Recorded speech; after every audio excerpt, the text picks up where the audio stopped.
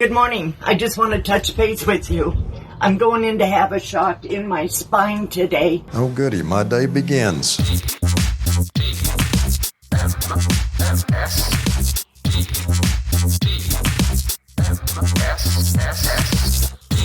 The morning stream. I must break you.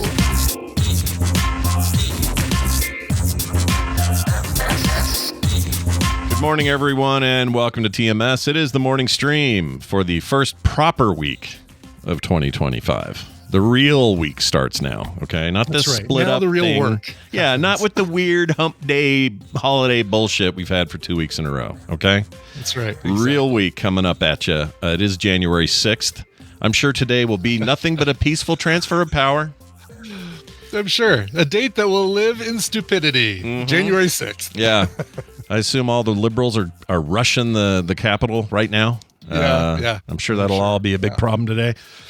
Anyway, we're here. We're going to get it going, and we got a show to do, and we're happy to be here in 2025. So welcome, everyone. It's Scott and Brian. Hi, Brian. Good morning. Hello. Good morning, Scott. Happy full on New Year. We've had a show since New Year, obviously. That's true. That's what's weird about it. It's like this weird. Yeah.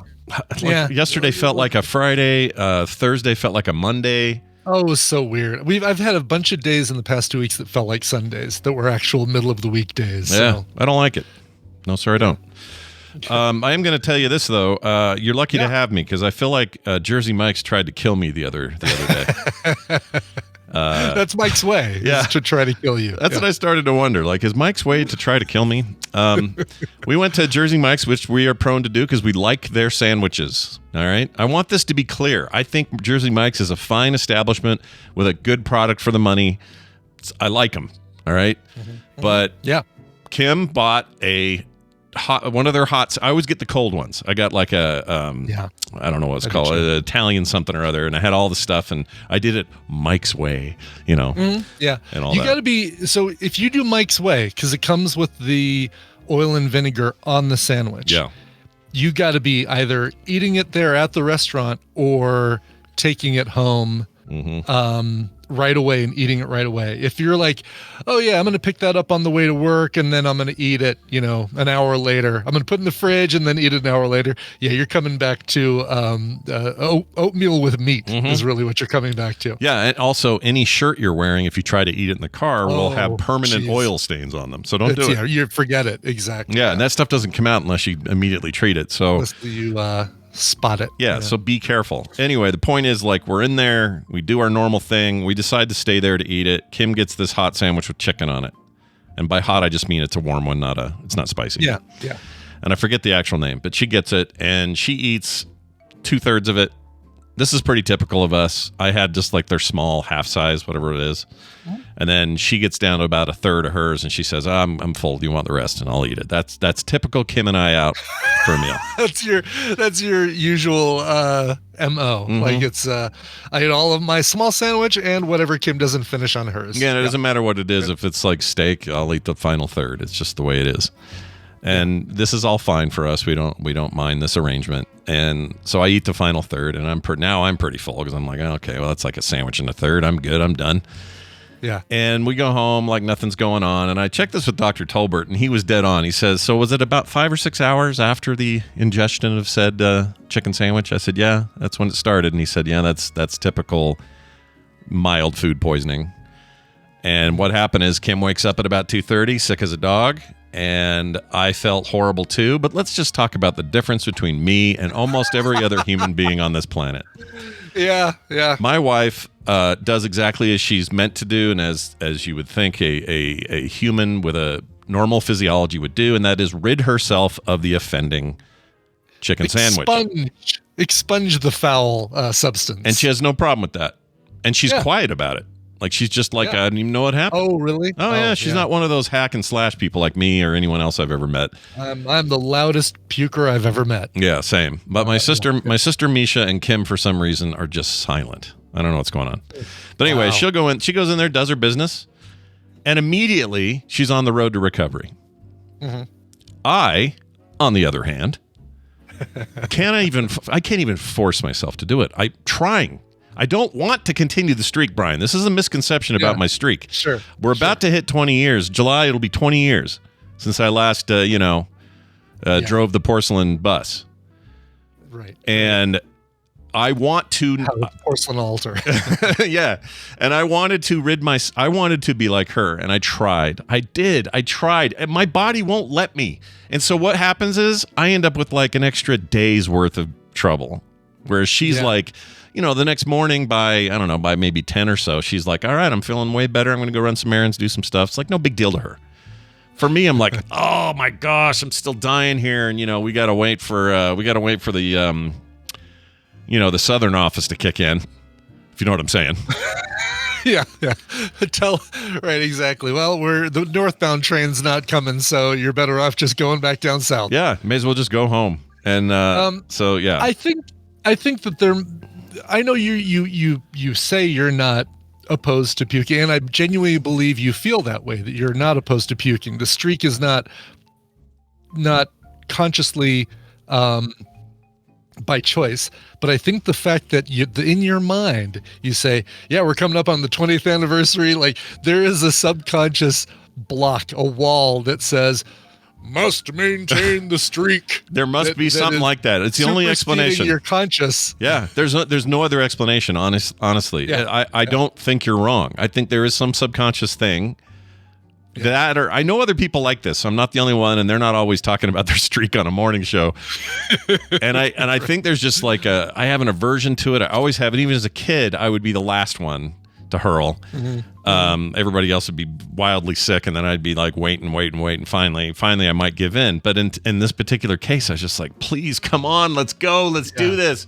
I don't care anymore. Let's break the streak. It'll be a great story on Monday even. They tell everybody I broke the streak. Let's go. I don't want to be Seinfeld. This is my black and white cookie. Let's go. Here's where being a drinker, I think, comes in handy. Is that I've gotten lots of practice to where it's like, I mean, I don't like throwing up, but I'm not averse to it. I'm not, I don't try to avoid it. It's like, yeah, I know how it feels after, maybe 3 or 4 old fashions and a deep dish pizza or something. It's like, yep, my body says. Yeah. My body says, get this out of me. And you're supposed to listen to your body, and you're supposed to let it do what it's supposed to do. Yeah. This is all clear to me, 100% with you. I get it. There's something in there, and I can't trigger it, and it's pissing me off. So I was sicker longer, but it meant we missed TMS Friday, and I hated that we missed it. Yeah. I had to push Play Retro to last night, which nobody wants to record on a Sunday night. On a Sunday night, I know, yeah. I mean, done away, and I did, but, whatever.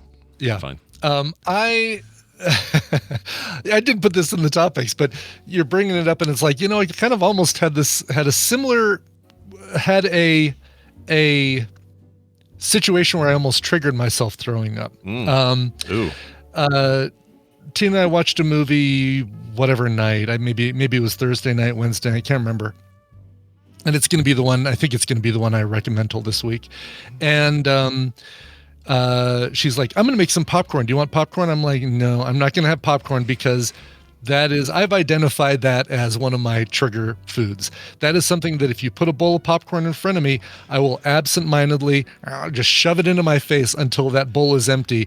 That bowl could be, an Iraqi oil vat full of popcorn, and I would still consume it until it was empty regardless. Sure. It could be a thimble and it could be a barrel, and I would consume it until it's empty. Sure. So I said, no, I'm just going to have a yogurt. So went and got my yogurt, had that. She made popcorn. She sat there and ate it. And I looked over and I said, well, maybe I'll have like 2 kernels. Sure. And I reached over and I grabbed 2 kernels out of there, shoved them in my mouth, and then took my yogurt thing into the kitchen to wash out and put in the recycling. Sure. And instantly I realized that the 2 kernels that I just ate, the husk, the brown husk from a seed, is stuck to the back of my tongue, to where I try and keep swallowing. I drink some water. Nothing is getting this thing down. Oh no! And I'm feeling like there was a really old episode of Curb Your Enthusiasm where Larry gets something stuck in the back of his throat. Not going to say what it is. Go watch the episode. Yeah. just say that I'll just say that there's a little bit of an RFK connection, and and I'm like clearing my throat, and I'm like I'm doing this, and I'm getting the sore throat. Tina's laughing because I'm making all of these noises and stuff, trying to get this thing dislodged. Yeah. And I'm like, let's try hot liquid, like drink some tea or some hot cider, and then nope, let's try this. Nope, that's not working. Yeah. Oh, that was Thursday night, because I remember Friday morning getting up and it's like, oh my God, it's still there. Let's go to eat. So we go out and eat breakfast like we usually do on Friday morning. Still going. I'm like, all right, maybe if I have some crunchy food. So I had some, I asked for the bacon well done, and had these tacos these breakfast tacos that First Watch makes that are just incredible. Ooh, I like Brekkie tacos. I'm even going so far as not grinding the bacon in my mouth into a powder. Like, I want some chunks to try and dislodge this thing. I'm basically throwing balls at the metal milk jugs, trying to knock them down. That's great. That's great. And as you know, the house always wins that game. There's no winning that one. Yeah, there's no winning that one. And in this case, no winning that one either. I told Tina, Teen told her that I said, on the way home, we are stopping at King Soopers, and I'm buying a bag of Twizzlers or Red Vines, and because I feel like that I can use it to kind of intubate, yeah. Maybe poke at it. No, Scott, I'm realizing that that I have a very quick gag reflex when it comes to shoving licorice, unchewed licorice down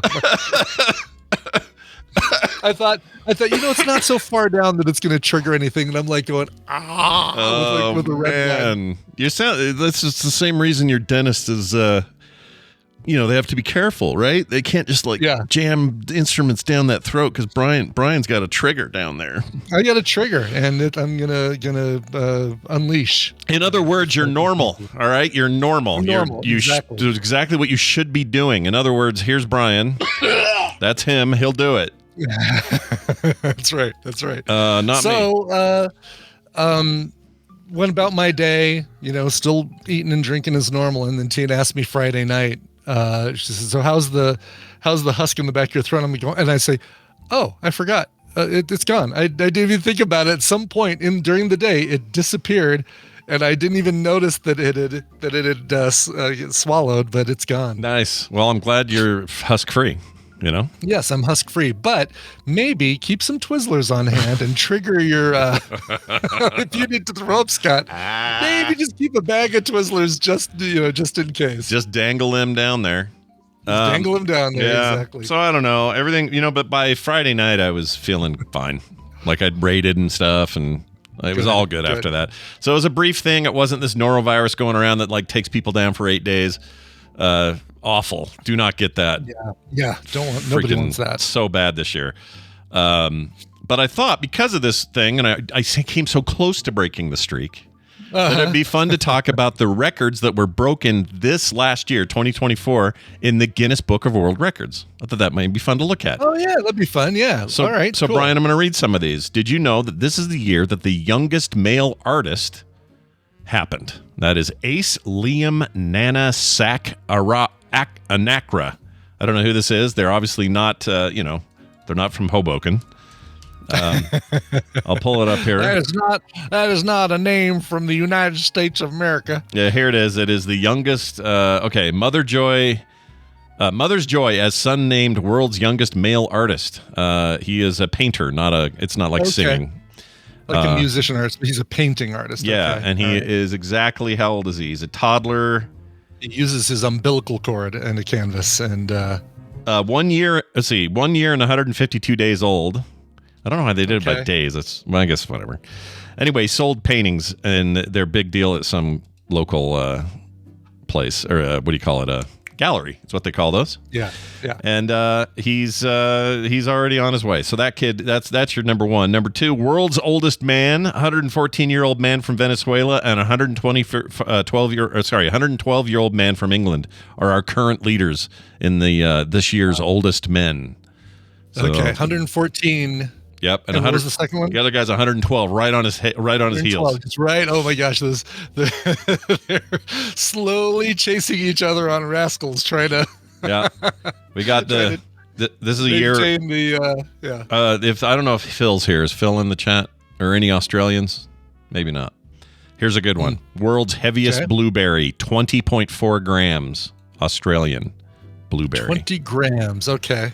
I'm thinking about like when I do baking and stuff, and I have to use the scale for flour and stuff like that. Yeah, how big is that? Let's see. That is 0.04 pounds, so that's almost half a pound. Oh no, that's not right. That's not right. No, that's much small. That'd be 0.4 or 0.5.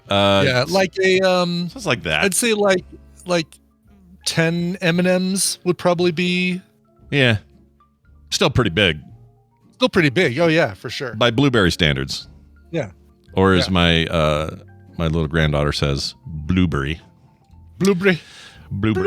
I want blueberry pops. Let's see here. Here's another one. This is a fun one. Largest building in the shape of a chicken. It's in the Philippines.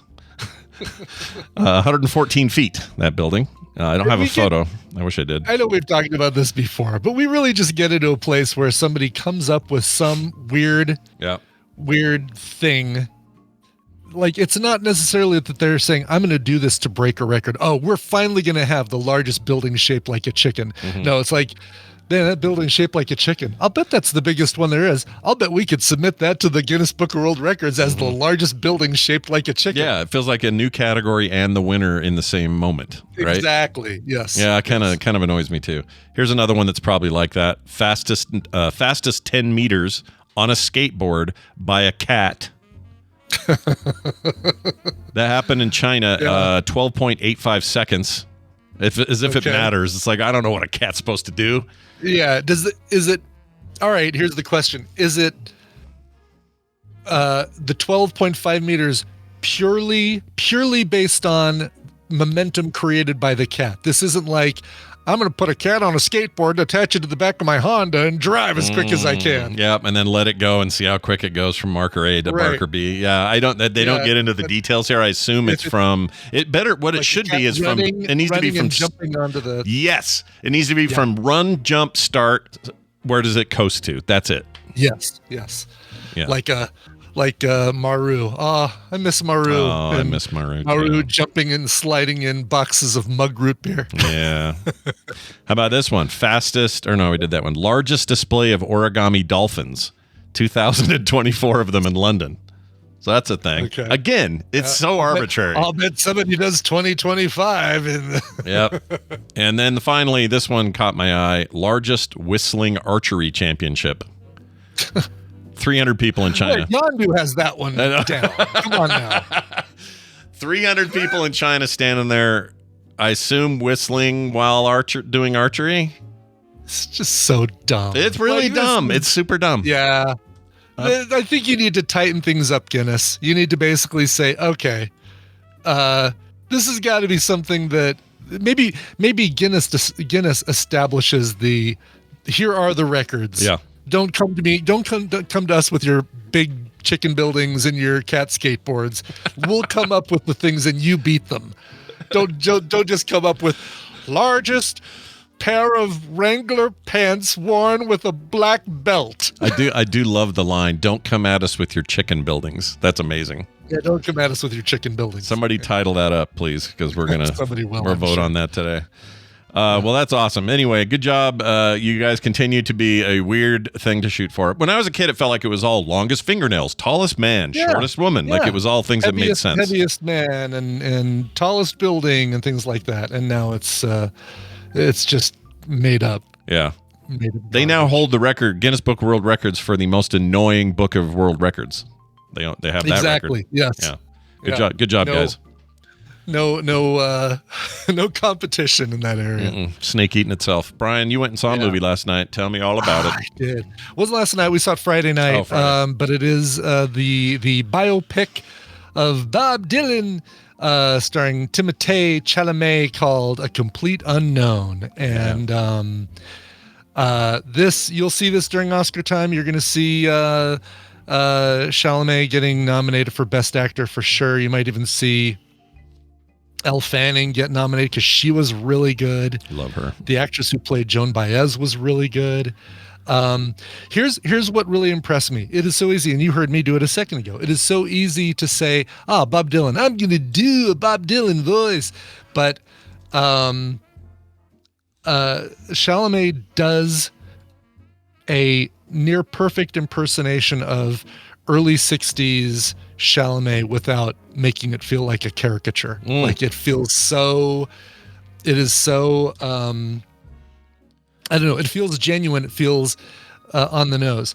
And Tina, this is another movie where, Tina and I spent a lot of time talking about afterwards, and on the surface this doesn't make Bob Dylan look like a really, really nice person. This is kind of the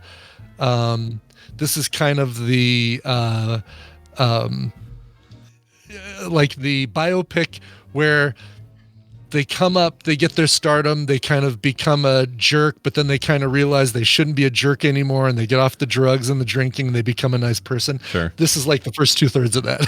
Oh, okay. No, I want an honest portrayal. I don't want like the Disney-ified version of this thing, And the thing about Bob Dylan is that, at least what I gathered before the movie and what the movie kind of cemented for me, is that Bob has always been not a jerk, but had a very singular focus in just not taking any crap and doing what Bob Dylan wants. Bob Dylan gonna do what Bob Dylan wants. Yeah. And people loved him until he didn't like something that they were doing, and then they were like, "Oh, that Bob Dylan's an asshole." Yeah. Yeah. Yeah.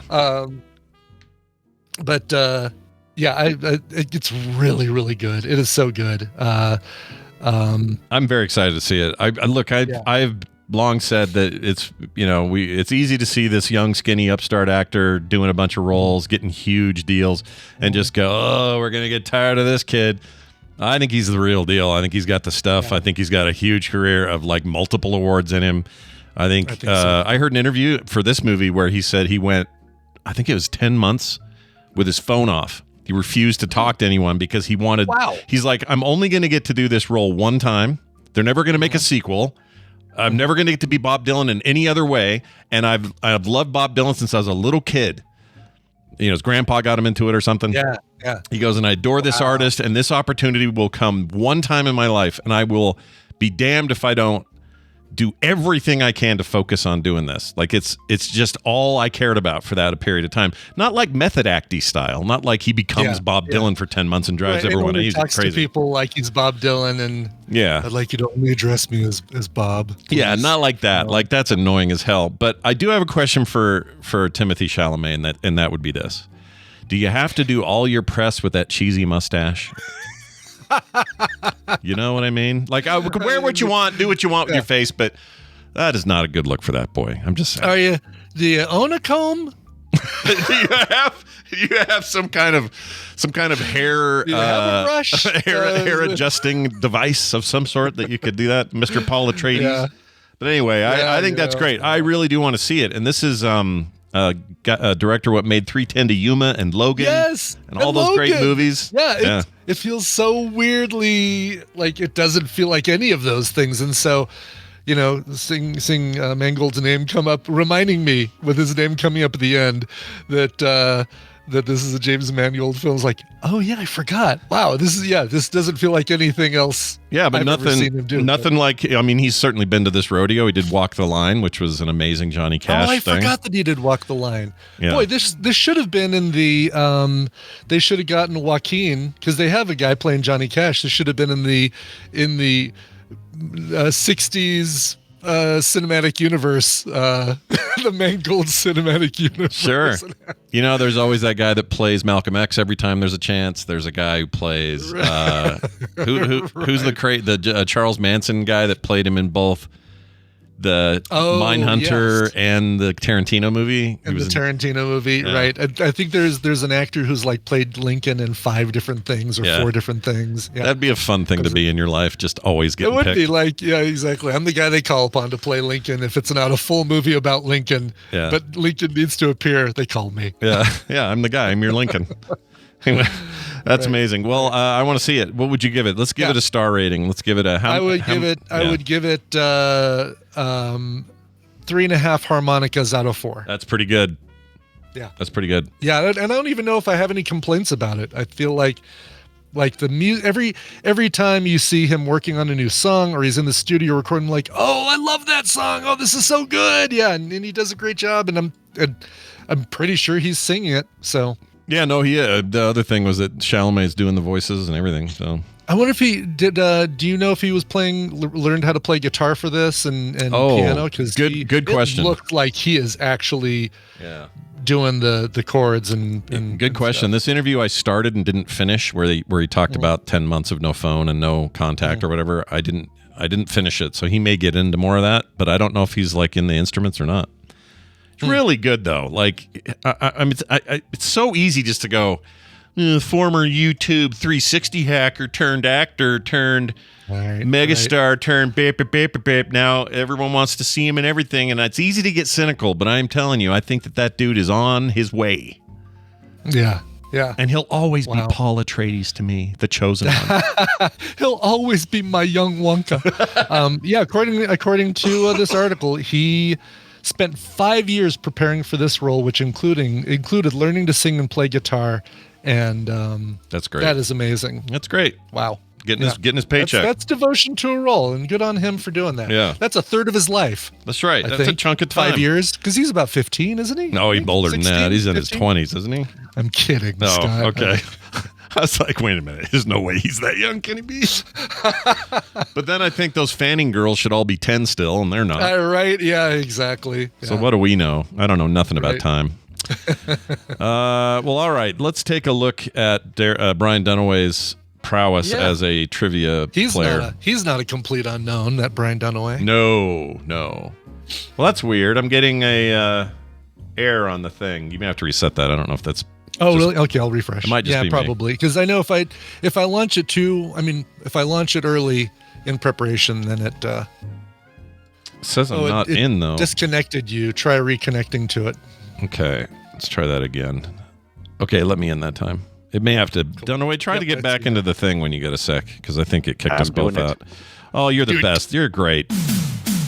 Yeah. You're really good. Look who it is. It's Brian Dunaway joining us on our first proper Monday of the year to play a little game. Hi, Brian. Welcome back. How are you? Oh, hi, Scott and Brian. Doing pretty good. Oh. Can't complain. Yeah. Good. How's work today? I'm so glad you don't sound like this today. I can't make any promises. We'll see. Yeah, I think you resolved all your stuff. Although you're on your work headset thing anyway today, right? Oh, right. That's right. Yeah. You sound great. We're playing a different game. A very different game. A game that we might win, we might lose, we don't know. But there are two people in our audience who are going to win no matter what happens. Brian, why don't you explain how this works and who those people are? Okay. Welcome to Morning Half-Asses, a trivia game where I'm actually going to be giving the two of you the answers. I'm going to give Scott and Brian a category and 6 possible answers, 3 of which are correct and 3, like Mike's Way and Chicken, are incorrect. Depending on how confident you feel with the category, you can provide 1, 2, or 3 guesses. But if you get any guesses wrong, 0 points for that round. Get 1 right, you get a point. 2 right gets you 3 points. My gosh, 3 right gets you a whole 5 points. What? The player with the most points after 3 rounds wins the prize for their contestant, and contestants are pulled from members of the Tadpool that aren't able to listen live. Scott, you're going to be playing for Mark in Fairbanks, Alaska. Nice. Real quick, before you tell me the next guy, it's through an error and says an error occurred while processing your request. Development mode. I'm in development mode. Get out of development. Maybe refresh. Let me try refreshing. You're being a real whole ass this morning, Scott. Well, I don't know what's going on. It's just hanging. Let me try the original link. Oh, okay. Now it's letting me maybe sign in again. Said. There you go. So let me in. Game is full. I'll refresh it and see if that helps you. All right. I'll try it again. How many Scots can be in the same room? Yeah, because it still shows you as logged in. I'll just say Scott J just for fun. I'll hit reset players. All right. Give me a second. All right. Now, sorry. But now I gotta do something. You gotta reconnect too, bro. Oh, okay. It worked. There we go. I think we're good. Good. I'm in. That was a temporary blip. We're all good now. Cool. All right, Scott, you're still going to be playing for Mark in Fairbanks, Alaska. Brian, you're going to be playing for Joshua in Central Virginia. Josh. Yes. Wait, Central Virginia? Yeah. Central Virginia. I'm familiar with Virginia in West Virginia, but yeah, there's a Central whole new Virginia. state. Oh no, they've seceded. There's now a new state called Central Virginia. It's right there. Perfect. Right there in between the yin and the yang of the two Virginias. I like it. In that little spot right there in the middle. Yeah, the taint of the Virginias is where it is. That's right. Yep. Yes, exactly. Taint West Virginia, Taint Virginia, Central Virginia. Yep. All right, let's get to it. Your question numero of uno. All right, I'm starting you off with an easy one. Let's just get you guys some points on the board, shall we? Sure. Question number 1. Which of these are bounty hunters in the Star Wars movies? You've got Bosk, Of course, we couldn't have Nowawi, any easy ones. Zaytoven, KJ52, IG88, and Zam Wessel. Zaytoven. First, What the hell is a this Zaytoven? thing's still being weird, but I think it's going to let me vote. Yeah, waiting for players to stop ranting about great meeple debate. I mean, what you see, I see. So it's working. I'm seeing that but, too. Is it letting you click on anything? Well, don't click on anything while you're.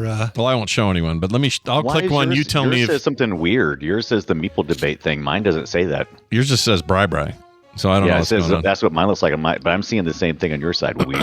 Well, I'm all seeing right. the same thing as well. So if I choose one, it's not letting me choose. Yeah. All right. Should I reset again? Yeah. Let's Sorry, try Brian. it one more time. Remember your answers, Brian, because you're gonna have to redo them. I'm just gonna fully reset the game. I'm gonna reset players. All right. Go ahead and reconnect. All right. Reconnecting. What if I pick a different color? You think that'll make a difference? I mean, you do you.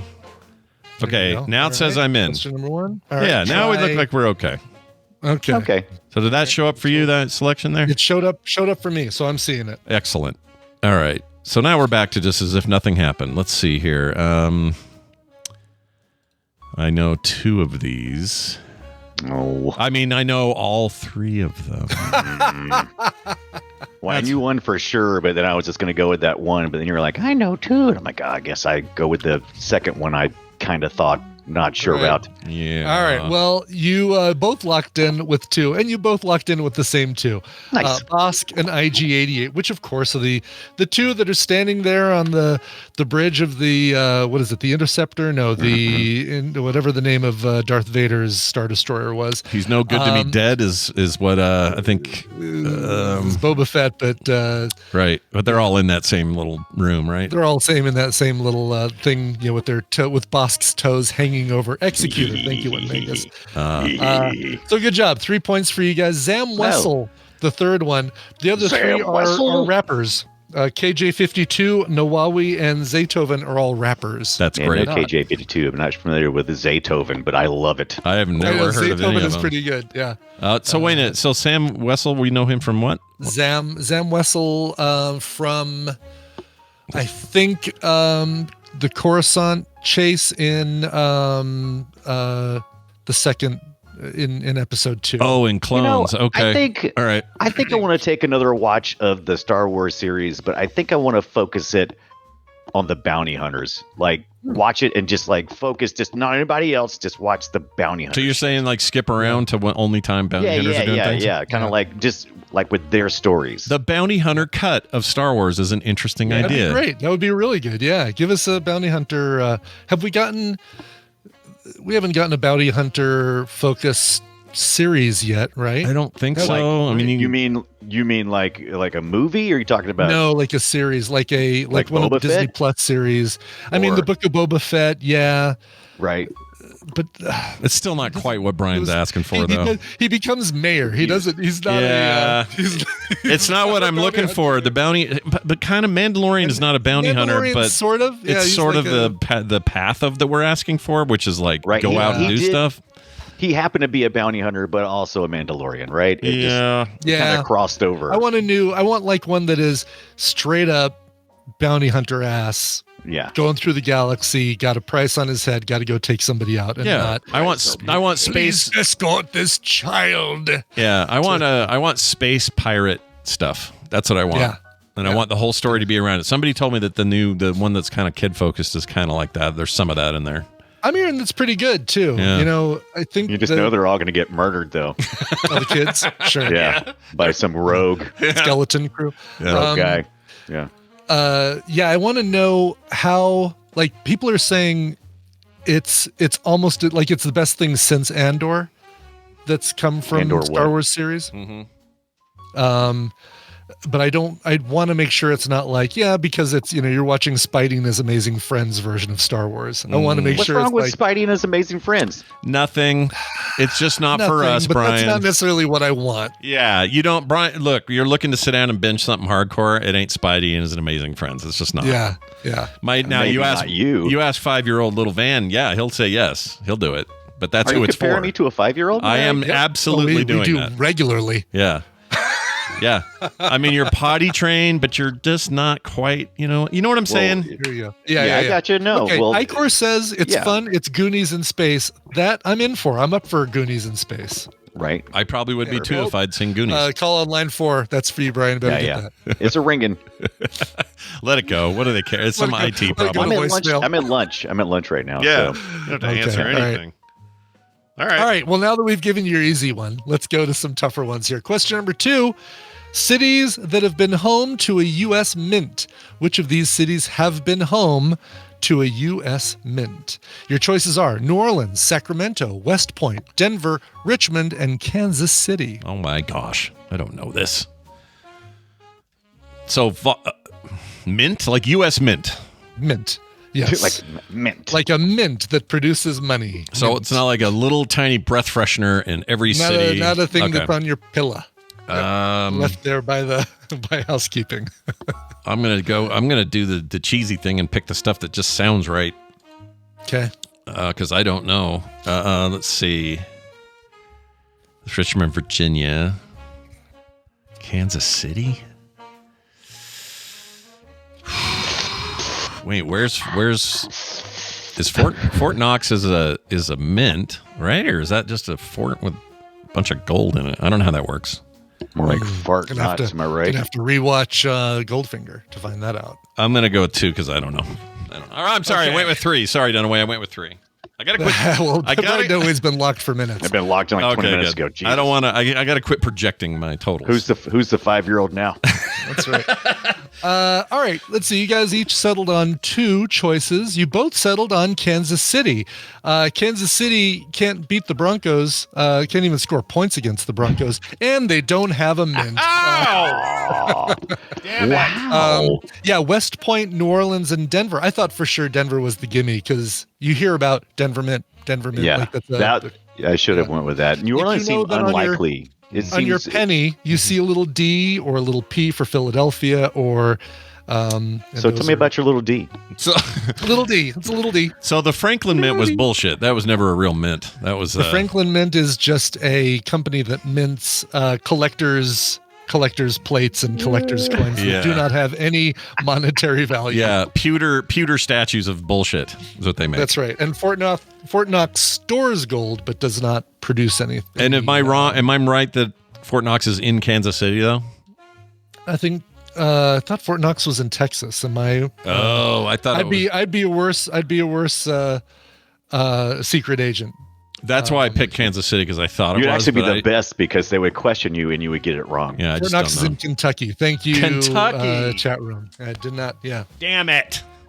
All right. I'd be like, James, I need you to go to Fort Knox to prevent Goldfinger from stealing the world's or the U.S.'s gold supply. Ah, cool. Is that in Texas or is that in Kansas? Yeah, City? where is that? Says James Bond.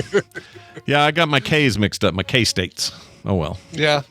What are you gonna do? All right. Let's get to I guess that's Missouri, but whatever. Anyway. let's get to question number 3. Let's go history. Inventions of the ancient Egyptians. Which of these things did the Egyptians invent? The compass, prosthetic devices, scissors, the catapult, dominoes, not the pizza, or toothpaste? Oh my gosh, dude. The Egyptians invented 3 of these. I'm gonna go. I know one because I just feel like I've seen it. The rest of these are very. This is hard. I know, yeah. Um, That's why I gave you the Star Wars one. It's like your palate cleanser, like a little easy throw your bone kind of thing before we get into the tough ones. all right. I'm gonna go with these 2. I don't know what else to do. Okay. All right. Ooh, Scott, you settled on 2 of them. Dunaway, you locked in on 1. Let's see what happens here. Scott, you picked prosthetic devices. Yeah. Like an arm's missing. That is an invention of the ancient Egyptians. Yeah, they invented prosthetic devices. I saw some you might kind of even see them documentary or hieroglyphics. something. Yeah, or even what it was. It was some kind of documentary, and they said, here we have depicted a artificial arm for a guy who lost his arm or something like that. Yeah. There's some memory of that. That'd be a scary mummy, wouldn't it? Yeah, it would.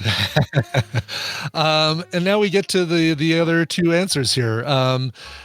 Scott, you picked dominoes. Brian, you picked toothpaste. One of these is right, and one of these is not right. Oh, boy. I'm scared. So somebody's about to get some points. We're going to find out who it is. Yes. It's Dunaway. Toothpaste is an Egyptian invention.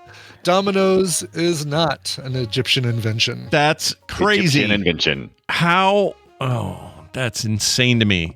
Egyptians? Hold on. I want to see how far back. All right. I'm looking. I'm searching. Here it is. They didn't invent Crest toothpaste. 5,000 years BCE. That's crazy. The first recording of toothpaste? Yeah, of Egyptians made of tooth powder, ashes of ox hooves, myrrh, powdered and burnt eggshells. Oh my gosh. Oh, good. Well, there's finally we figure out what myrrh is used for. Good Lord. I thought You mix it with other garbage and put it in your mouth. our crest whitening formula was bad. Look at this stuff. Jeez. That's wild. Oh, is there fun? Ugh. Yeah. It just looks like it's just like a lot of disgusting things. They also put stuff in there. Oh, they used neem tree twigs as brushes.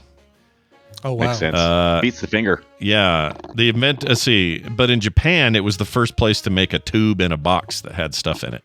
And that was in 1769. Good Lord. All right. Well, that means congratulations going to Joshua M. in Central Virginia. Joshua, you're getting a copy of Pago Forest Tower Defense and Degrees of Separation. We tried to give these away last week, and the person who won them didn't have a Steam account or a PC that could play them. So they said, put them back in the hopper. And then Mark in Fairbanks, you're getting a copy of Conarium. I'm not sure what any of these are, except one has tower defense, and you can have it because I hate tower defense. Don't need it. Yeah, some people love tower defense games. Not me. I hate them. Well, good. Well, everybody wins except me. Yeah. I lose today, and that's okay. But Brian wins. Congratulations. Good job. That makes up for the 2 weeks of Play Retro where you lost to my game that we play on there. Yeah. Yeah. Do you feel redeemed from that? Do you feel okay? I do feel, yeah, I think so, yeah. Okay. We just put this episode up last night. We recorded it live and put it up last night. It's all about the 1993 Sega attempt to dethrone the big fighting games of the day, Eternal Champions.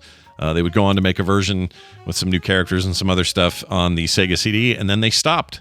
And then that series just sat there and did nothing. But there are a lot of fans. Turns out freaky amounts of fans of the series, and we go deep into it. So check out that brand new episode that just went up. And then this week, we go to another Sega property, and we talk about, what is it, Brian? Ooh, we're going to talk about Afterburner. Afterburner! Ooh, cool. Oh, yes. Yep. Get in your little roll cage, shoot some planes down, play Top Gun, That's fun. Yeah, that's a good one. It's great stuff. So we're going to talk all about that this coming week or this coming Friday. But that's a lot of Play Retro within about 6 days' time. So enjoy it. Hey, Brian, is there anything else you'd like to say to us before we kick you out? No, you. Oh, man. It's a good way to start the year. He beat me. It's good. Yeah.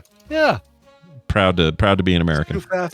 Too fast. The time off helped him build up his reflexes. Absolutely. Cat-like reflexes. Here is one news story for you fine folks at home hoping that there was news today. And it's brought to you by The Film Sack Brian Ibbett Sessions, Volume 1, up now at frogpants.shop. What the heck is that, you're asking? Well, get all 45 intro songs that I did in the year 2024 for Film Sack in one collection, one set of MP3s with vocals and everything. It's all the original masters, so quality is great. No fishing through Discord and all that.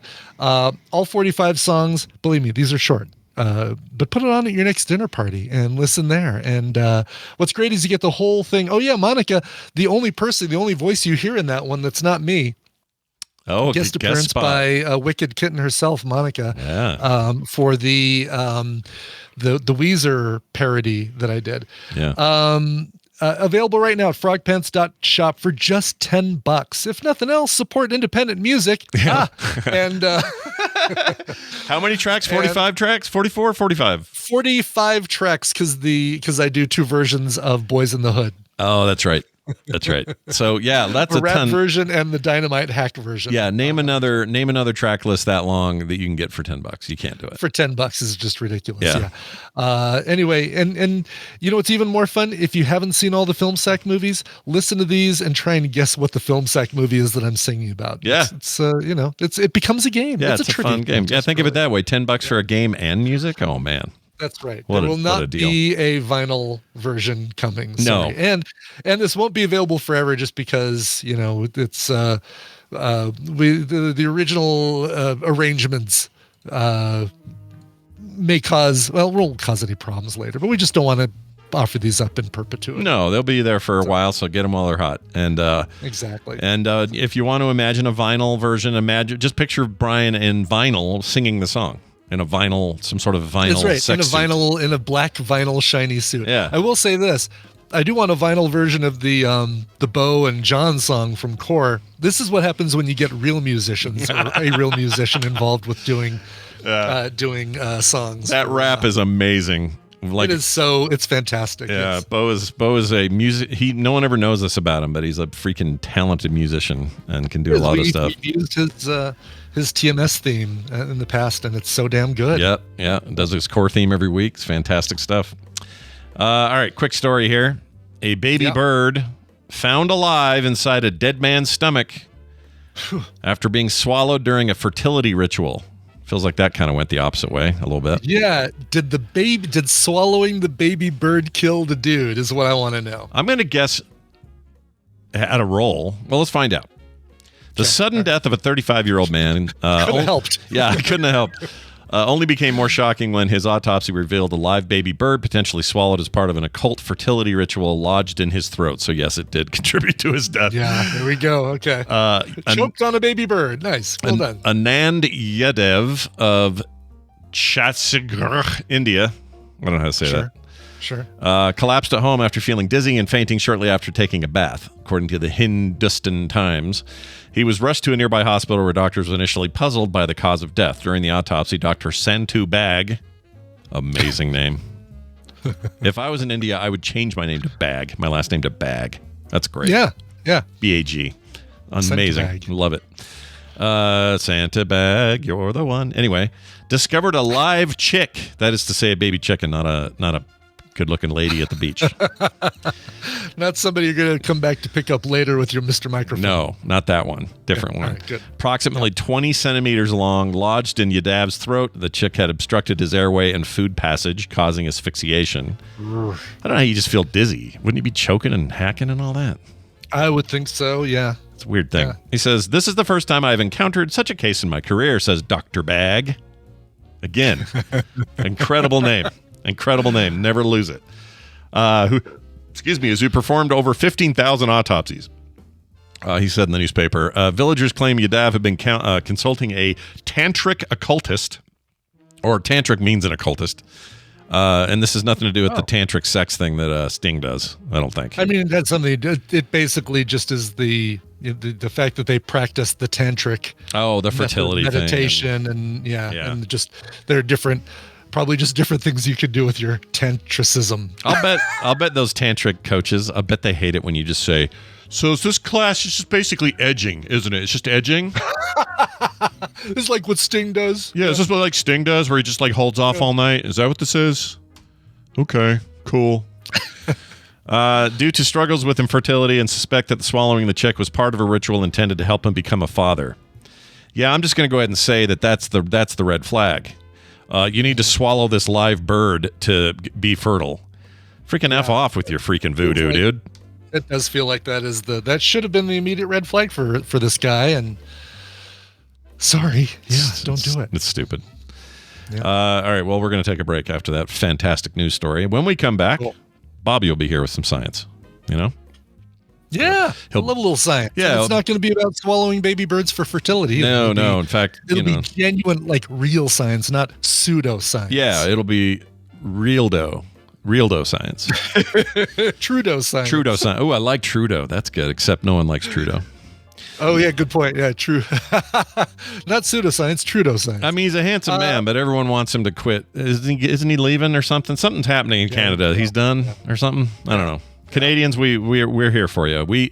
Canadians, we hear you, okay? We hear you. We hear you. We have our own problems. We do. Yeah. Brian, why don't you tell us what we're playing here for the break?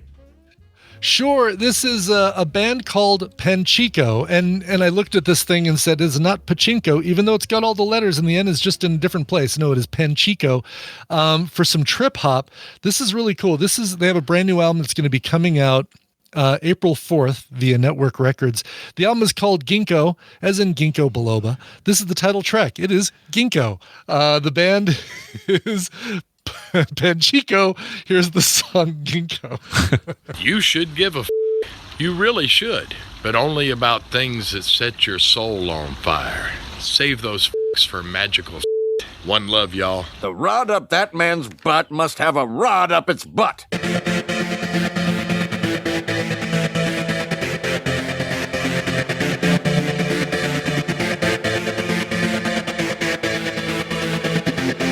And we've returned. Tell me more of the song we played just now.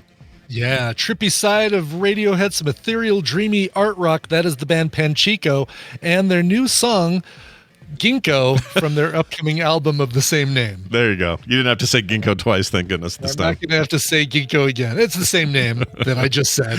They all sound like parlor games to me, everything about it. Exactly. I'm going to play some Panchico Ginkgo. Ooh, Yeah. that sounds great. Yeah, it's a little heavy on the house favor, but, you can throw a few bucks at it. You'll be fine. All right, you guys, it's time for this. Science! Bob is hungry, and the soup looks good. It sure does. Speaking of blinded, oh, now it's dark. Nope, he's good now. It's Bobby joining us with his camera work and his magnificent smile. Bobby, welcome to the show. How are you? Yeah, rapid cinematography here. Yeah, on, I like it. That's all right. That particular app you have to use is notorious for such things. So yeah, well, understandable. We work with what we got. Yeah, we do with what we have. It's the science of the show, really. We just work with what we have. Speaking of that, Bobby here is a science podcaster, has a show called All Around Science, which we'll talk about again a little bit later. But he's always got his mind on his money and his money on his mind. All right? I sure do. Yeah. He's got 99 problems, but science ain't one. That's right. He and I also successfully tanked this stupid Queen Ansarek down the other night for the first time and beat a bunch of other scrubs in our guild, and it felt very good. And I just want the world to know that that was also scientifically satisfying, though we did that. That was really great and fantastic. The first couple of pulls of that night, we were like, I don't know if this is going to happen. And then it just happened all of a sudden. Like, 7 pulls in, whatever it was, bam, done. Yeah. I was a little beside myself, and I'll tell you what, after a day of food poisoning, I sure felt good from then on forward. It set the tone for the rest of my weekend. And I mean this literally. I hate to do this to you, but I think the AC guy is calling me. Give me just a second. Oh, no, the AC guy. Oh, shit. Well, look, he lives in a place where you need your AC. Your HVAC needs are paramount, Brian. You can't just, I think we're going to be able to show up sometime between 1 p.m. and Thursday. February 3rd. Right. How'd it go, Bobby? Right. Everything good? False alarm. Okay, good. Who was it instead? Was it It was the school district. They're constantly calling. Oh. With like updates and you just can't get enough, man. Yeah. Sure. Come on. That's not because your kids are in trouble. It's because like they got new policies. No, it's just like this is so and so from the school district, and we have a fundraiser coming up, and blah blah blah blah. Yeah. Your kids have not shown up to school today. Is everything okay? Yeah. I guess it could be that, and I would never know because I just hang up. Yeah. Why? How would you know? Well, that's fantastic. I'm glad your kids are doing good. Hey, let's get into the science topic of today. What did you bring with you? So I mentioned this when we did the play date last week to everyone who was there. I think it was to them I mentioned it, that I just recently went to the eye doctor and I was prescribed progressive lenses. Oh, Okay. Yeah. These are ones that they're big on trans rights, making sure like some universal health care. They don't want to be called Democrat lenses anymore.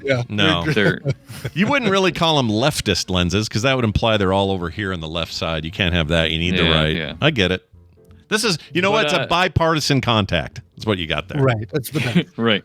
So it was the first of. So I'm 40, right, and it was the first of the first time I've been to any sort of medical person, and they've told me, like, here's the thing, you're getting old now, and this is happening to you. So it was the first of those. Yeah.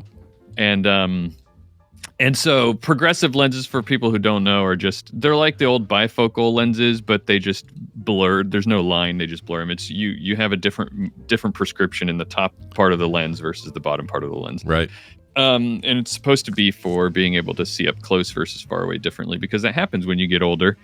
And in what I do to deal with stress and existential dread is I learn about things and I research and fill my brain with knowledge, and it helps to I guess if I fill my brain with knowledge, it doesn't leave any room for anxiety. You know what I mean? Good. Yeah. Basically, it's the shiny object that keeps you from thinking about the right. It's like oh, you have you have this eye related condition, and instead of being like, oh my god, I think like, oh, that's neat why that happens. It's kind of like that. Oh, it's a good idea because, by the way, so as someone who experienced the same thing but then had it upended because of a surgery, it's basically the muscles around your lenses atrophy with time, with age. And at least this is what my doctor told me. And so the idea is that you used to, when you're young, you look at something far, assuming you have decent eyes, even with glasses, it's focused, and you look at something close and your eyes adjust because those muscles stretch, pull, loosen, whatever, to adjust for it. That stops working very well, and that's why people start needing readers and everything else. In my case, I had early cataracts from a weird condition my family passed down to me, and now I have locked vision, mono-locked vision at about screen distance for 20/20, and everything else is glasses, dependent. So I don't even have the option. I can't even do the progressive thing. I have to just live. Wow. I have to live with my locked in, because I got these robot lenses, all in the little titanium / I forget what the clear part's made of, but they just sit in there now and they give me one focal length, and that's all I get. They're still somehow better than my eyes were even when I was 10. Somehow my eyes are better now than they've ever been because of that surgery, even though technically for any other person, it would have made your eyes freaking way worse. But for me, it made them better. That's how shitty my eyes are. I'm glad you have a lot of personal experience with it, because that's what I wanted. I went down this rabbit hole of coping, and so I looked up a bunch of like age-related eye conditions, kind of understanding what's going on with my eyes now and getting an idea of what I might have coming. Sure. Sure. What might be coming right away down the road. We get it. Sure. Right. So I thought, let's a lot of these are words that people have probably heard before and just don't know what they are. So I thought I'd share my knowledge of things that I learned about what happens to your eyes as you get older. And there's a number of different things. So what you were talking about, Scott, we could start there, I guess, with the reason why you might need progressive lenses, or in your case. So you said you had your lenses were replaced. Was it you had cataracts? That's probably why. That's why the lenses got replaced. So what? So what? Let me give you a timeline. So when I was around 40, 41, I started to have the whole near visions suffering.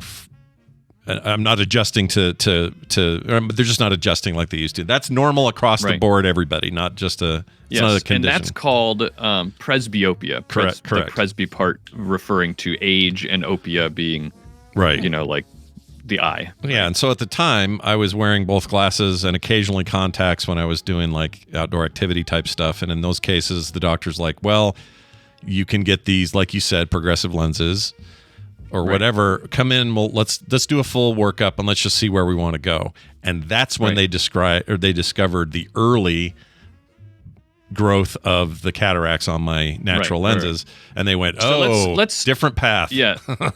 Wow. Yeah, exactly.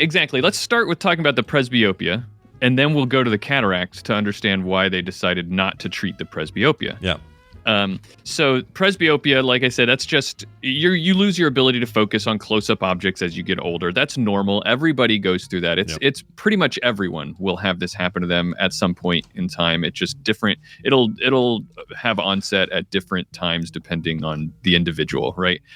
But the reason is because your lens in your eye is sort of like it's like a flexible sort of it's not really rigid, but it's tougher than the other parts of your eye, but it's flexible because your eye has these muscles all around the lens that pull on it and stretch it to change how it focuses. If you hold something up close, the muscles kind of tighten to allow the lens to get thicker, and it makes it so that it'll magnify it more as the lens gets thicker. So that the focal point of whatever you're looking at will now fall on your retina like it's supposed to.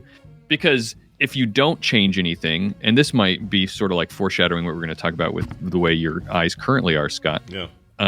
If you don't change the lens at all, then the closer you move your something to your face, the reason it gets blurrier is not because your lens can't focus it. It's because your lens is trying, as it gets closer, the focal point of that object will now be behind your retina. Right. And so if it's behind your retina, then that means it hasn't focused yet. And so it'll be blurry. So the way your eye normally compensates for that is by thickening the lens so that that focal point will shift forward and properly land on your retina. Now, as you get older, the lens gradually stiffens. And it starts from birth, basically, but it doesn't become a problem usually until around 40-ish to 50. And the reason that it stiffens is because there's all these proteins in your lens that kind of get chemically, as they're moving around and everything over time, they sort of like get chemically bonded to each other and then become stiff, and the proteins can't move around as much anymore.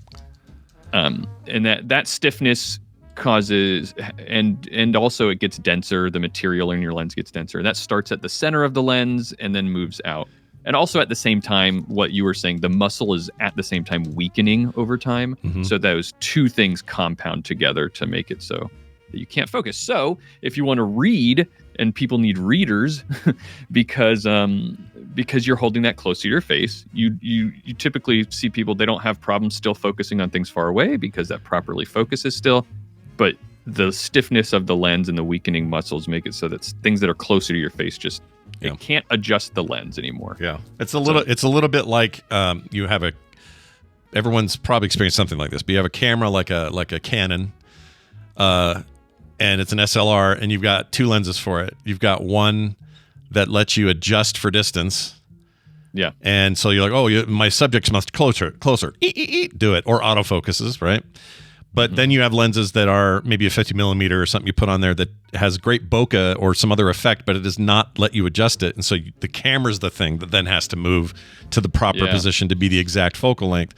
That's basically what your nifty 50s. Yeah, it's what your eyes do. You become like an overhead projector in junior high, where they have to kind of move the desk back. Yeah, we say you focus at that point when you're focusing with your feet with those lenses. Yeah, yeah. Because you have to move closer or farther away to get proper focus. I like that. But yeah, exactly right. And so that's what's happening with my eyes is the presbyopia thing. And so the bottom of the lenses that on these glasses that I have now I have to hold it. It's really weird. I think I'm kind of getting used to it today, but it's been taking a few days for me to get used to it. I sort of felt a little drunk the first day and because it's weird, little things that you don't notice, like I used to just be able to, sitting at my desk here, look down with my eyes and see things. Yeah. Yeah. And now when I just look down, I kind of have to move my whole head down now. But anyway. Sure. It's a little weird. But that's why it's happening, because the lens is all stiff and everything. Now, another lens problem, because here's the cool thing about the eyes. The eye is so complicated and amazing. the way things have to happen is first the light comes through your cornea, which is the covering over your eye. Mhm. Then it goes through the lens, which focuses the light down to a point. It has to go through all the liquid that's in the middle of your eye. Then it has to hit the back of the retina, which then has to transmit or translate those signals to electrical signals. So it has to then go through the optic nerve. Like, it's all a complicated series of things that have to happen in order for you to see something. And so a problem in any of those steps will make it so you can't see very well. It's amazing that any of us can see anything at all. Right. It kind of is. Like, it really, if you really think about what, especially when you put in front of you some really tiny type or something, the fact that we're ever really able to do that at all shows some pretty advanced freaking evolution in how our visual recepting works, you know? Like, yeah, it's crazy because that there we are do a that. lot of creatures out there, like flatworms, which they can see, quote unquote, but really all it is, and this is how it all began before we evolved these eyeballs, was just spots on the body that can detect the presence of light, right? And that's how it started. And so over time, it became very, very complex. But the presbyopia thing is a problem with the lens, right? It's the same with cataracts, though. It's a different kind of lens problem, and that's what your doctor found. And so, what do you know about cataracts since you've gone through it? So what I thought I knew was wrong. Oh, okay. I thought that the only at the time anyway, when you would hear cataracts, my thinking was, it's like a lot of diseases of all sorts of types. You think you often just have misinformation in your head, but I always thought it's like 80-year-olds and up. That's the only time you see it. That's the only people who have to worry about it. Yeah. And I always just thought, well, that's just the law. So when they told me that, I went, you guys, I'm a young guy still. What is this? I was a little freaked out. And he says, no, there are some rare cases, and it is still rare to get them that young. Yeah. But my dad had them. I didn't understand it at the time. My dad had them right around the same time, but I was a teenager having fun and didn't think it mattered. Right? I wasn't really paying attention. Dad's got cataracts? What does that mean? Let's go to the internet that doesn't exist yet. That sort of thing. Let's go to the Encyclopedia Britannica. Yeah, let's pull out 50 volumes of that and see if we can find it. Do you think it's under E for eyes or C for cataracts? So I didn't worry about any of that, and I just sort of let it go. So when I found out about it, he says, yes, there is a genetic condition that you can have where this just happens early. And yours just happens to be coinciding with the atrophy of the muscles. So you're just kind of having this all at the same time. And one eye was rapidly cataracting, for lack of a better term, and the other one was slowly doing it. And I want to just tell people, if you ever find yourself halfway through a cataract build, meaning your eyes are clouding slowly over time, and you get about halfway of it being pretty bad, go to Vegas. Just one night, go to Vegas and drive up and down the Strip. It is the wildest light show you will ever see in your life, because everything is a streaky, weird, throbby, strange light. It's so weird. Wow. And it was hard to deal with, actually. It was kind of hard. On the show, it was hard because I was constantly like having to look at angles and stuff, because the centers of my vision were just slowly becoming crystallized white. It was awful. And you could see it looking in the mirror finally. After a while, you could see like what you expect to see with somebody with, in the 1800s going, I'm going to sit on this porch for the rest of my life and tell blind man stories or whatever. That that would have been me 150 years ago. Now, it's the most, according to my doctor, Dr. Mifflin at the Moran Eye Center, he's supposed to be the best in the state. He claimed that it is the most common surgery on the planet. Sure. Because there are a lot of places with like nutritional reasons that you get early cataracts. That wasn't my case, but a lot of people at very young age will get cataracts because their nutritional standards are terrible. So a lot of Doctors Without Borders will go and do this stuff for free in North Korea or places like that when they can.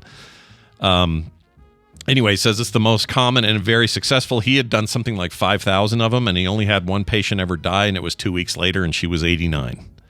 Wow. So, and it was nothing to do with the eye surgery. She just happened to die that same week, so they have to count it.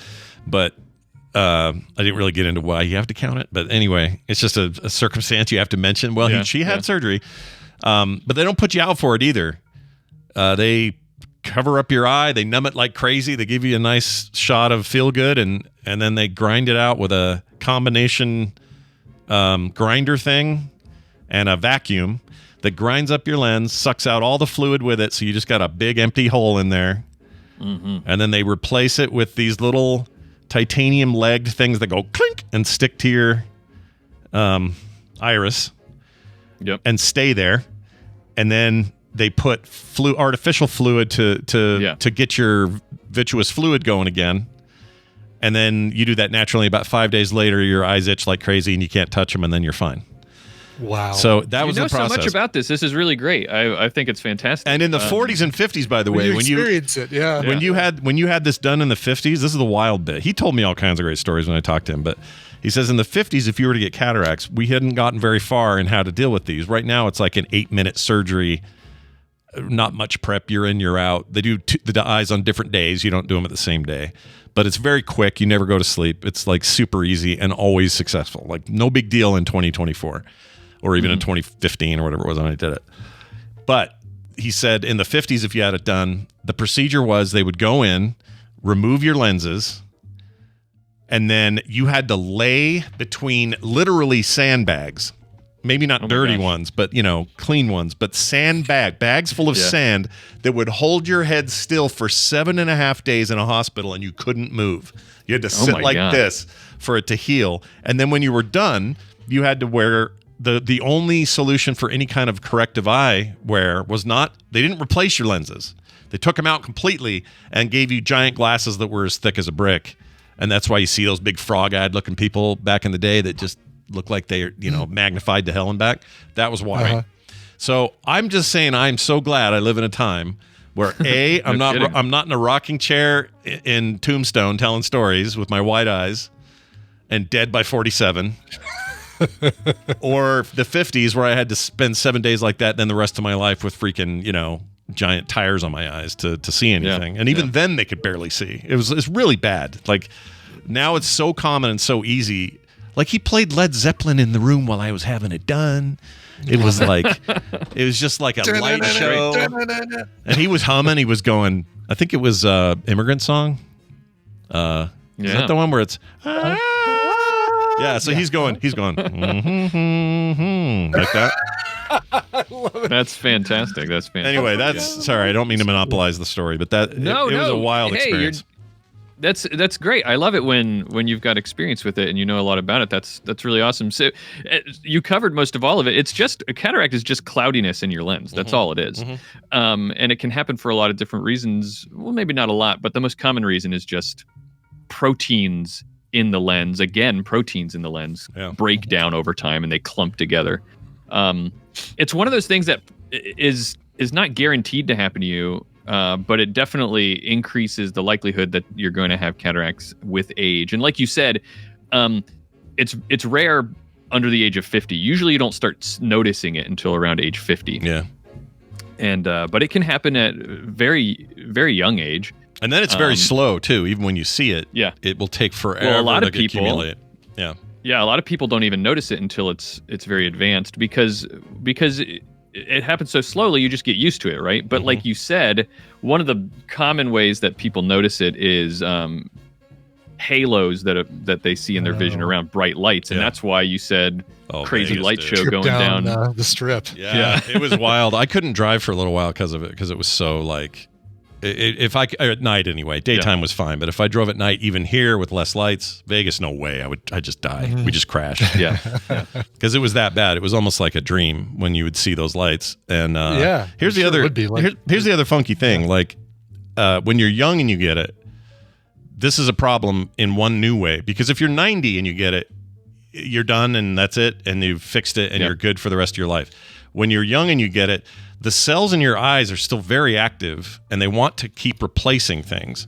They don't want to just say, oh, he had surgery, let's stop growing, let's stop doing cell growth in certain places. So what happens, and I forgot the technical name for it, but the cells try to grow stuff back over the top of these new artificial lenses and create the effect of new cataracts. It's not the same, but it's like the look of it. And that happened to me. And it was annoying as hell because I had to go in and they had to do this laser thing now where they went in and go like a little paper cutter around it and then created this like floaty blanket in my vision that will dissipate over time. The problem is it grows back, falls off, grows back, falls off. And even right now, if I do like a nice head twist, I get a big goes past right over there. So I get a big old that's chunk. interesting. So it kind of sucks. There are times where that'll mess with my vision. Like right now, it's right where I would read, but most of the time I can blink it out and it's gone. And he says it's just normal and they dissipate over time and sometimes they grow back. But that's the only downside of getting it early is that your eyes are still like, well, no, I'm making cells. We're still a pretty good body. You know, we got this going on. Production hasn't stopped. Yeah, and some old people are lying to you, by the way, because John, who's 93, he does this all the time where he's like, you know, never had the cataracts, never had a problem. I got 20/20 vision, 94 years old. Look at me. He's always bragging about it. So when he does that, I'll go, hey, John, can you read this book for me? Tell me what this says. And I'll hand him a book. And he'll do this for 10 minutes. He'll be going, you know, like, and I'm like, all right, you lying sack of freaking old man shit. You totally can't read it. Anyway, sorry. That's just another side story. But eyes are crazy. Those are the two age-related lens issues, right? Presbyopia and cataracts. There are other issues though with how the focal point in your vision falls in your eye, and so that brings me to another one that people may have heard of but not know what it is, which is astigmatism. So astigmatism is another age-related one. It can develop over time as you get older. About 70% of people over 65 have astigmatism. And that's another thing that they found with me when I went there is that I'd never had one before, but they detected a very small astigmatism while I was there. So what is astigmatism? So it's kind of easier to understand astigmatism if you understand very briefly how nearsightedness and farsightedness works, because it's in contrast to that. So myopia, nearsightedness, is when you can see things close up more easily. And that's caused by the eye being longer than normal. It's sort of like that's the best way to describe it is that it's a little bit longer than normal because remember I said that your focal point, it has to land when you're focusing on something onto the retina. So if your eye is a little bit longer than normal, then that focal point will be a little bit in front of your retina. So in order to see things better, they need to be closer so that the focal point falls correctly onto your retina. Because remember I said before that if your lens isn't focusing properly and you hold something close up, then the focal point, as you move things closer, it moves behind your retina. Well, if your eye's longer, then that behind, quote unquote, would actually be on your retina. So that's what nearsightedness is. Everybody who has nearsightedness or is nearsighted and has myopia, that's the problem. Your eye is a little bit longer than normal. That's what I had before the surgeries. Now I don't have it at and all. It's very common. Very, very common. Yeah. Hyperopia is the opposite, farsightedness, and it's just the opposite problem. Either your eye is a little bit shorter than normal, or another one is that your eye might be a little smaller than normal. And so that it just is the opposite problem. It's easier for you to see things farther away and close up things because it's trying to focus behind your eye. And the way that that's different than presbyopia is because this is a problem with the shape of the eyeball, not a problem with the lens. Presbyopia is a problem with your lens, and that's why it's focusing further behind your eye. But this is a problem with the shape of your eyeball. Now, how are both of these things different than astigmatism? So, presbyopia, nearsightedness, farsightedness, your eye is either longer or shorter than normal. Astigmatism, though, is a problem with the front of your eye. Either the cornea or the lens is misshapen in some way. It's most commonly the lens. And what it will do is it will, instead of causing the focal point to be farther in front of or behind the retina, it moves. You end up with multiple focal points because the shape of your lens or your cornea is weird. And instead of being perfectly circular, it might be like oblong, or with some people who have astigmatism because of injury, it might just be like topographically weird, like deformed. You got like a boiled egg in there, basically. Yeah. And so it causes then multiple focal points to form. So you have one focal point and then one slightly off of it, and then next to it, which causes blurry vision, because if you have two focal points or more, then it's going to cause things to look blurred, right? Yeah. And so that's what astigmatism is. And it's really easy to fix. They just have to detect it. They have to measure your eye. If you ever go into stick your head up to that machine, the way it used to be is it would have you'd look inside of it and it had all these radial line, a focal point with a tiny circle in the middle and a bunch of radial lines sticking out from it. Yeah, and you'd almost have to cross your eyes to get the two to overlay correctly, right? Like, yeah, that was I guess I actually don't know. I'm blind in one eye, so I was only ever able to see one. But yeah. So what it's doing is those radial lines are it's measuring how topographically deformed or how your lens is deformed and how things have to move to focus in order and where those focal points land by looking at those lines.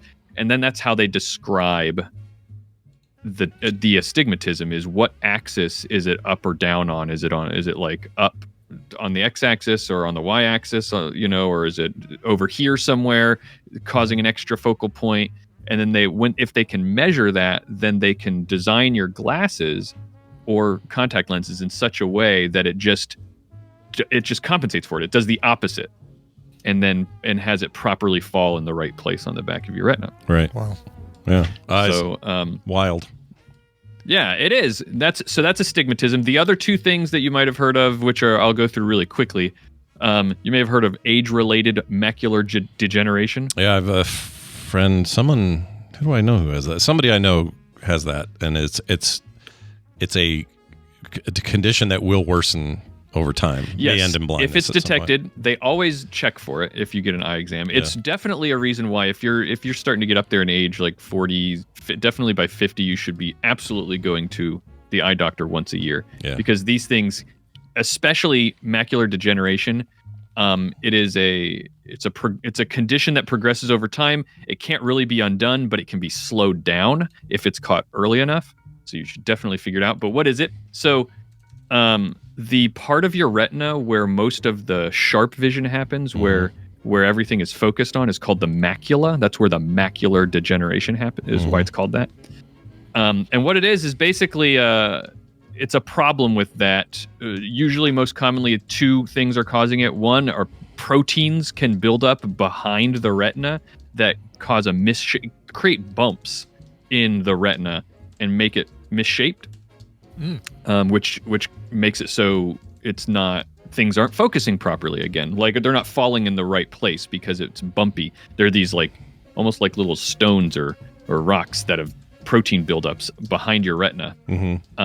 Also, it can happen from less commonly, but it can happen as a thinning of the retina. And if it's thinned, then things can come up behind it, cause it to be misshaped, or it can have like sort of a dip in the retina. Basically, it's causing topographically the retina to not be smooth anymore and things don't focus properly.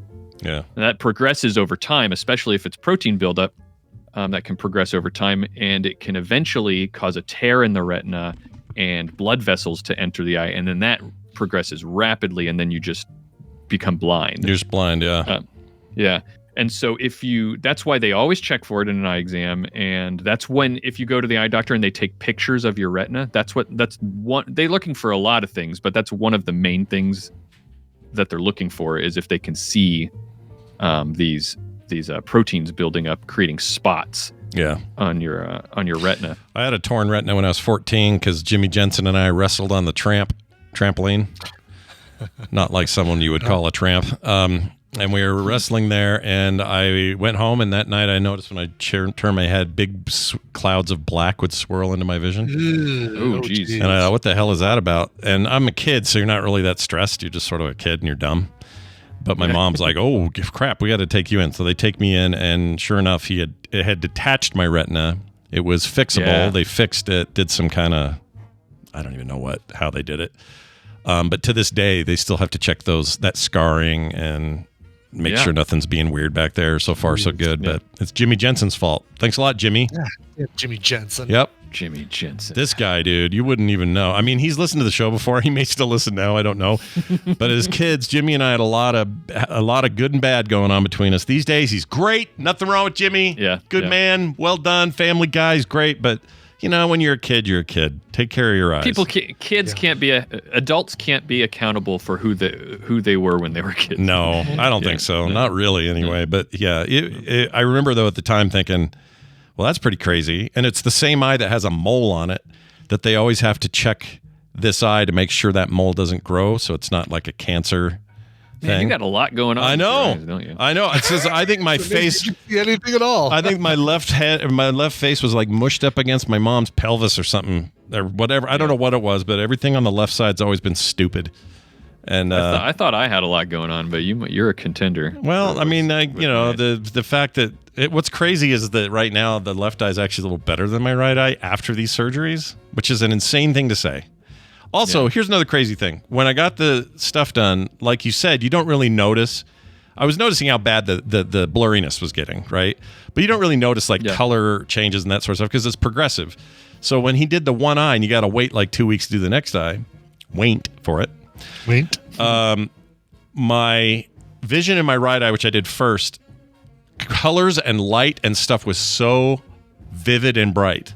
Like a brand new eye. You know the reason why that is because the cloudiness, the protein buildup is discolored. It's not just like a flat. It's not like a white grayscale discoloration that would not affect the color. It's actually one of the symptoms is muddy colors, like because it adds yellowish or brownish tints to the colors that you. So then I would see with this eye, I'd see a wall that I've always had, a bright white wall, and it would be so bright white, clean white. And then I would open my left eye and look at it, and it would look like I was looking through somebody's streaky toilet paper or something. It's like, this is terrible. And I remember saying to myself, I never want to forget how vivid and beautiful this is in this eye. Yeah. And then he did the other eye, and it was like, now I see through both eyes this way, and then very quickly is like, well, now my brain is just adapted to whatever I'm seeing. Right. I don't. It could be yellow again for all I know. I don't freaking know. Mm-hmm. And from about he told me from about 18 on, you've got yellowy eye vision. You just don't know it because you just don't. Yeah. You don't see it. So like nicotine stained eyes. Yeah. Or it's like watching a movie that you're just used to watching, like The Abyss from James Cameron. Yeah. And you forget how much blue light there is. Yeah. Because you're just watching the movie and it's fine. But if you compare it to what those scenes would look like without the blue filter, you'd be like, oh, that's a very different looking scene. Right. So, yeah. So crazy. The last one I want to, it's very quickly because someone in the chat said, what's glaucoma? Glaucoma you hear a lot of times, but, and a lot of people think that it's a condition of eye pressure. People who are familiar with it, they think, oh, it's pressure, increased pressure in your eye, and you wouldn't be faulted for thinking that because that's usually what they're testing for at the eye doctor with the puff of air. They do something different at my eye doctor now, where they just use a device that apparently actually taps you in the eyeball, but I don't ever feel it. Oh gosh, really? Yeah. Well, they give you a numbing solution right before, slightly. They numbing. don't give me anything. Really? They don't give me anything, and you don't feel it. No, I don't. I usually get drops that numb. It's a light numbing. It's not like hardcore, but it's enough numbing for me to. I feel the pressure of the poke. But you're right. They actually touch your thing now and measure. Yeah, apparently it's a better. that won't get taken out of context. No. Yeah. That's a different doctor, Scott. Apparently it's a better, more direct measurement of the pressure in your eye. But what glaucoma really is it's a family of eye diseases that have to do with the optic nerve. It's a condition of the optic nerve where the optic nerve can't properly send signals to your brain, and it's most commonly caused by increased eye pressure, which then leads to optic nerve problems. And that's why they look for that first. But it can be brought on by all sorts of things like injury or blood pressure damage, like ocular blood pressure that's happening behind your eye can cause pressure to be put onto the optic nerve that's not related to the pressure of the fluid inside your eye, stuff like that. Yeah, that's why your doctors always want you to. Your blood pressure is important for lots of reasons, for lots of parts of the body, but your eyes are among them. Like they don't want you to. Yeah, if you ever have blood pressure problems, don't skip that part. Or a family history of blood pressure, always put that on your thing for the eye doctor. But everywhere really. But the eye, it doesn't seem like it would be related, but it's blood pressure can cause problems with your eyes for sure. Yeah. But yeah, I have I keep saying that I've got like all sorts of problems with my eyes. I'm blind in my right eye, and the reason I have a congenital problem called morning glory syndrome, and it's the optic nerve in utero did not properly fuse to the back of my eye. Thanks, Mom. Oh wow. Yeah, thanks, Mom. Thanks a lot. I shouldn't say that because she has told me so many times that she feels bad about it because she smoked while she was pregnant with me, and so she blames herself. Oh no! Because she thinks that that's what caused it. But I tell her, like, all the science is nobody knows what really causes it. They just know that it's congenital. It happens in that way. But I can't see out of that eye. So, but it's great because every time I go to the eye doctor and it's a new person, they're always really excited because it's so rare. Oh, they get to see it because they only hear about it in med school or eye school or whatever. Journals of medicine. Yeah. I had one person go and get another doctor, and we got one. But this last time I went just a couple weeks ago, she told me like I didn't know or something. She was like, "You have morning glory syndrome." I was like, "I know." Yeah. But so how do you know the doctor? How do you know they didn't lie to you and you popped out and Dr. Slippy Fingers accidentally put a thumb in your eye or something? You know what I mean? They were going to tell you that. They were going to tell you that. Yeah, he's really, really careful because his name is Dr. Slippy Fingers, so he tries to make sure. That's the problem. It's like it's inherent with the name. Like so he's extra careful. I get blamed for everything. Yeah. Anything where there's a poke in the eye, Dr. Slippy Fingers gets the finger pointed at him. Really? Yeah. Last little fun fact that I'll leave you with because I think you'll like this one is so the muscles that change the shape of your lens. They're attached to the lens by these fibers, and those fibers are called, are you ready for this? Yeah, do it. Those fibers are called zonules of Zinn. Ooh. That's a Stan Lee, that's where Doctor Strange went to fight Dormammu or something. Wow. Zonules of Zinn. All right. Zonules of Zinn. I would think if that almost sounds like a lie, but that is the name, eh? That's real. Yeah. Okay. It's according to Wikipedia. That's wild. All right. That's still right now is the most trusted source on the internet. So I actually take a lot of credence to that. Remember we used to make fun like, oh, you can't believe anything you see on Wikipedia. And now it's the total opposite. It's the only place I go. I think they still teach kids that because both of my kids, especially my older daughter, she hates Wikipedia. They're wrong. And it's if the I only bring it place up to trust. and I say, well, I looked it up on Wikipedia, she's like, Dad, that's probably a lie. Yeah, see, the teachers are still doing it because the teachers they haven't been informed, but things have turned. The internet is different now, and the only place I trust is Wikipedia. I mean, you still need to know how Wikipedia works and understand when adjustments are made or when a change, but all that stuff's really well done now, and you're not going to find a better place for the truth, honestly. I think they're trying to teach them about like primary and secondary and tertiary sources, Yeah. But they end up making people postmodernist. Can't trust anything and nothing. There are no facts. Yeah. Yeah. Well, as long as the teachers aren't going, you can only rely on TikTok to give you proper info. As long as they're not doing that, you're safe. You're good. Yeah. Well, awesome. This has been a great deep dive into the eyes, the eyeballs, Yeah. We're like inner space. Yeah, we're swimming around in there. Into the eye. Exactly. We've all got to be Martin Short deep down inside while one of the who was on the outside? I can't think of his name. Anyway, that guy. Who was the actor that was on the outside talking him through it all? The pilot. Well, I don't remember. Do you remember this movie? Shit. I remember the movie, but I don't remember. Quaid. You're talking about Inner Space. Yeah, Inner Space. Yeah, Dennis Quaid was. Dennis Quaid was on the outside. That's it. Was on the inside. Dennis Quaid was. He was the shrunken down dude. Yeah. Who was Martin Short then? What did he do? He was the guy that Dennis Quaid was in. Oh, right. Okay, I've got it all backwards. Yeah, he's Cyrano de Bergerac-ing from the inside of Martin Short. I thought Martin Short was inside Meg Ryan. All right, I'm done talking. I can't say that out loud. What have I done there? Dennis Quaid was actually... Anyway, whatever. Oh, Jack. That's where Jack Quaid came from. Anyway, hey, this has been great, Bobby. As always, fun times. Tell people about your podcast, where they can find it, and what you're talking about this week.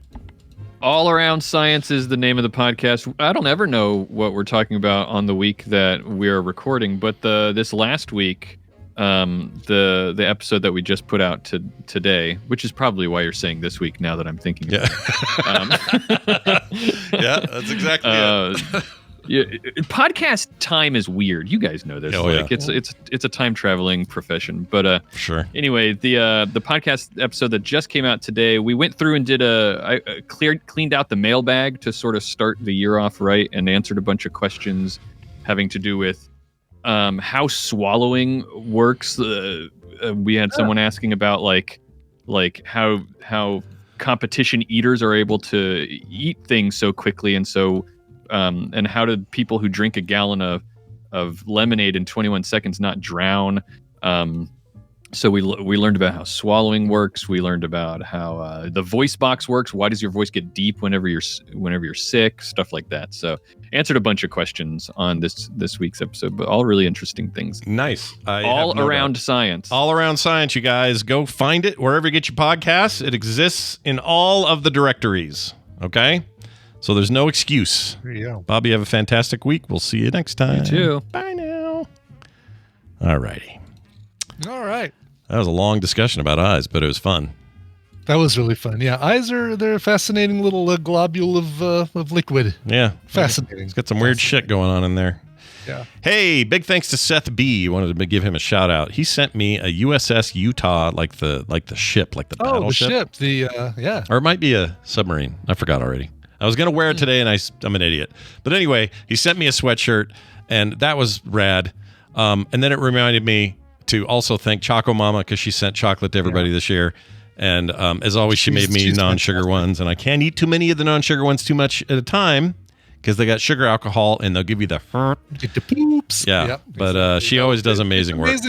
Like, this is stuff, the chocolates that she creates, she could easily sell in any store because they are beautiful, they are delicious, and she creates the best, it always changes, the best diagram for showing you what is in each chocolate that beats Whitman's sampler any day of the week. Oh yeah, like So, C's Candy doesn't have anything as good as hers. The way she does it too, if they get all shook up in shipping or something, you still can tell hers, because hers are like color design coded, patterned and shaped and everything. It's so very good. different. Yeah, it's great. It's really good. And they're shuffled around in shipment like you wouldn't believe. Perfect decollation in there. I feel like our USPS guy just went to the door and like this. Yeah. He shook it so much they almost all went back in their original place. That's how hard he shook it. Anyway, hey, quick reminder, this CD we were talking about, we had a couple of you jump on it during the break and or during the show. If you haven't yet, go check it out. It's the Ibit Sessions Volume 1, $9.99, and it is all the 2024 film sack intros that Brian covered and did in their remaster, or their original form, not some crappy transfer from the live show. Exactly. These are the original. You don't get Dunaway chuckling over the lyrics in this version. No. They're all in there. It's a good deal. I was going to try and really quickly pull up like the songs, but I made a spreadsheet showing all the songs I've done, but that's not it right there. Oh, I'm never going to find it. Never mind. Never gonna find it. That song's not on there, but that song, you're not gonna find that. Yeah, but 44 songs are on there. 45. 45 songs. I keep saying 44. I don't know why I do that. Because the last song is 88 lines about 44 movies, and that's what's doing a parody of the Nails song. But there's one movie I did 2 songs for, like a crazy person. Anyway, if you want to go get it, frogpants.shop. Get it today. Our website is frogpants.com/TMS. That will do it for us. Brian, let's play a song, speaking of which, on the way out. Yeah, okay, fine. Just looking to see if I have it over here as well. Nope, I don't have it in this folder either. Hey, here's your song for today. It's a request coming from Barbara. Barbara said, "Hi, Birch and Spruce. January 6th is the beginning of my 56th trip around the sun." Woo! Not sure where time went. You got a cute one. Oh, love it. Yeah. I would love to hear any song that Birch, aka Brian, chooses. Mostly love hearing you say my name like we're actually friends. Oh, Barbara, we'll happily say your name. I'll be enjoying my last day of Christmas vacation while listening to TMS, hopefully live for once, even though you all sound drunk when I'm not listening at 1.5 times. Fair enough. Yeah. All right, Barbara, let's get this one to you. This is, so she said, any cover that is a cappella and bluegrass combined would be amazing. That's a tall order. Yeah. Like a cappella, sans instruments, and bluegrass, which is basically focusing on things like the banjo and the acoustic guitar and things like that. But I think I found something that's going to fit. In 2012, the Virginia Gentleman, Virginia college, or college in Virginia, I don't know which college it is, University of Virginia, let's say, Sure. just for just to say it. It's fine. Exactly. Yeah. In 2012, they released their album Guys in Ties, and they included Mumford & Sons' Little Lion Man, which I would say is modern alternative bluegrass song. Here it is right here, The Virginia Gentleman and Little Lion Man. And one more thing for Barbara. Here you go. They're coming to get you, Barbara. There you go. Very good. All right, that'll do it. Thanks for being here. We'll be back tomorrow with a brand new show. Come back and join us Tuesday. We'll see you then. Oh, looks like someone just got their ears caught in the audio cookie jar at frogpants.com. The entire world is covered in a thin layer of fecal matter.